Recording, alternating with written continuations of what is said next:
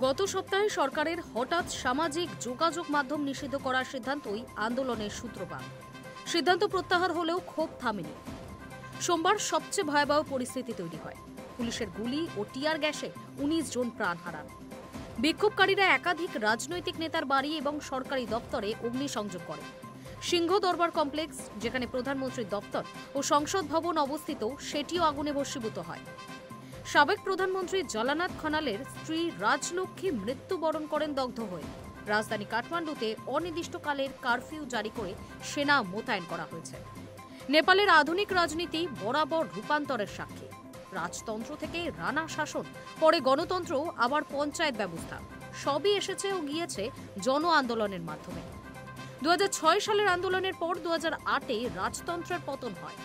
দেশ হয় ফেডারেল গণতান্ত্রিক প্রজাতন্ত্র, কিন্তু গণতন্ত্র স্থায়ী হয়নি। ২০০৮ থেকে আজ পর্যন্ত ১৪টি সরকার এসেছে, কোনোটি পূর্ণ মেয়াদে টিকতে পারেনি। সংবিধান অনুযায়ী মিশ্র নির্বাচনী ব্যবস্থা, আংশিক সরাসরি ভোট, আংশিক আনুপাতিক প্রতিনিধিত্ব একদিকে সব স্তরের অন্তর্ভুক্তি নিশ্চিত করেছে, অন্যদিকে তৈরি করেছে খণ্ডিত সংসদ। ফলে সরকার গঠিত হচ্ছে নড়বড়ে জোটের ওপর নির্ভর করে, যা বারবার ভেঙে পড়ছে। একই সঙ্গে দুর্নীতি, দলীয় কোন্দল এবং প্রবীণ কয়েকজন নেতার হাতে ক্ষমতার ঘূর্ণাবর্ত নেপালকে বারবার সংকটে ঠেলে দিয়েছে। এবছর আবারও এফএটিএফ-এর গ্রে লিস্টে স্থান পাওয়ার দেশটির আর্থিক দুর্বলতা স্পষ্ট হয়ে গিয়েছে। এর সঙ্গে যুক্ত হয়েছে নতুন রাজনৈতিক শক্তির উত্থান। সাম্প্রতিক বছরগুলিতে রাষ্ট্রীয় স্বতন্ত্র পার্টির মতো নতুন দল জনপ্রিয়তা পেলেও তারা পুরনো দলগুলির ভোট কেটে নিয়েছে।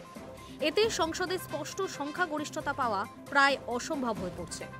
সাম্প্রতিক জরিপে দেখা গিয়েছে অর্ধেকের বেশি নেপালি বর্তমান নির্বাচনী ব্যবস্থায় অসন্তুষ্ট। এছাড়া দুর্নীতি পরিস্থিতি আরও জটিল করেছে।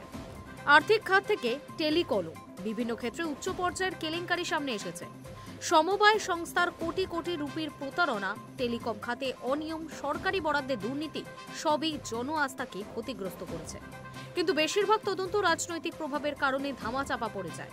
ফলে সাধারণ মানুষের মনে তৈরি হয়েছে গভীর হতাশা। অলির পদত্যাগের পর ফের নতুন জোট সরকার গঠনের আলোচনা চলছে, কিন্তু সাধারণ মানুষ, বিশেষ করে যুব সমাজ, রাজনৈতিক নাটকের পুনরাবৃত্তি আর দেখতে চায় না। কর্মসংস্থার অভাবে লাখো নেপালি বিদেশে শ্রম দিতে যাচ্ছে, আর ভেতরে চলছে অস্থিরতার পুনরাবৃত্তি।